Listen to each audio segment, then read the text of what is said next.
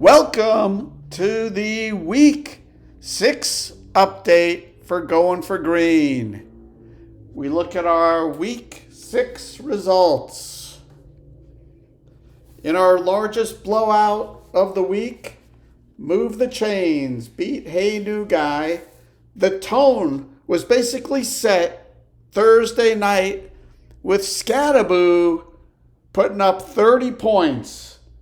Move the Chains also got solid games from Chase, McConkey, and Lawrence to build a nice cushion that Hey New Guy just couldn't overcome, even with great games from Jacobs and Daniels. And Move the Chains won by 40 points. In our next largest spread, the Gem got enough from Williams and McCaffrey and Pinheiro to overpower Ready for Football, who continues to struggle from a lack of TDs, and Gem wins by 34 points. FinDaddy rode the Mahomes-Brown connection and got another strong performance from Taylor to comfortably beat Nighthawks by 23 points. Nighthawks got good games from Hurts, Pickens, and Dicker, but just not much from anyone else. Doc got a great game from London on Monday night to pull away and leave no doubt in their 20-point win over 4th and Long, who got great games from JSN and Dowdle, but just couldn't keep pace with the well-rounded scoring from Doc. Guinness Gas got great games from Achan, Goddard, and White, and still needed 17 points from Allen on Monday night to beat Onside Kick by a comfortable 18-point margin. Onside Kick got solid games from Prescott, but suffered in the running back scoring area with only 3.4 points from the running backs. And in our closest game of the week, Pocket Rockets got a great game from Bijan on Monday night with his 36.8 points to beat Hail Mary by 12 points. Hail Mary put up a respectable 124 points, led by Swift's 28.5 points, but the injury to Nakua certainly cost some points and probably this game. In our standings after 6 weeks, in the Hearts division, Guinness Gas with a 2-game lead. In the Clubs division, Nighthawks and 4th and Long have a 1-game lead over Pocket Rockets and the Gem.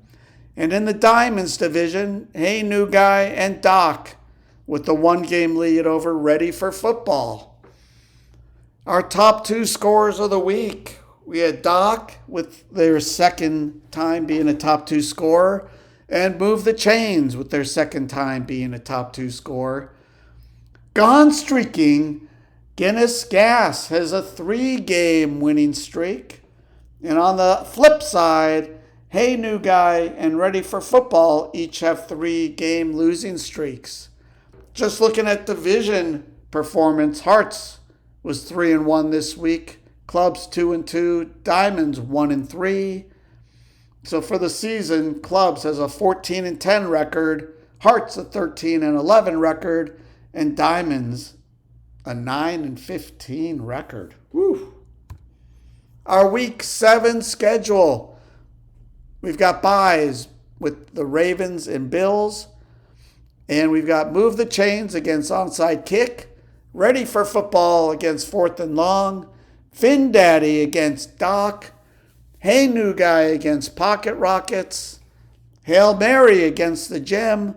And in our game of the week, we got the top 2 seeds facing off with Guinness Gas going against Nighthawks. And there's another early London game this week, Rams versus Jaguars. Remember to set your lineups. Looking at some notables, we do have one league notable, the Gem, past Dynasty, and let's do this in all-time wins.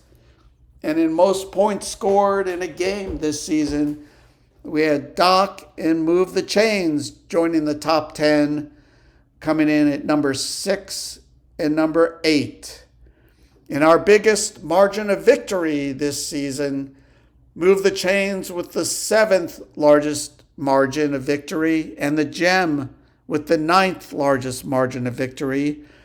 And here's a good one for you. Ready for Football has suffered 3 of the largest margins of loss over the last 3 weeks, losing by 48 points in week 4, 53 points in week 5, and 34 points in week 6. They definitely need to fire their defensive coordinator and tighten up that defense. And in closest games of the year so far, none of the games this week registered in the top 10. In our luck index, things are actually pretty stable.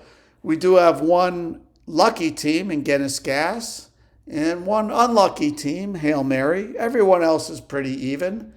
In our seedings, based on breakdown, Hail Mary would be in at number 6. But in our actual seedings, we've got Hey New Guy, who would be out if we use the breakdown. But as a division leader, he's sitting with the number 3 seed. And we have 4 teams that have faced 2 top 2 scorers and 4 teams that have faced 1 top 2 scorer. In transactions, we've spent $502.50 this season. So the Super Bowl winner share is a little over $125. And we're 3 transactions behind last season's $517.50. So that's our update for the week. Everyone have a great week. Good luck, and I'll see you next week.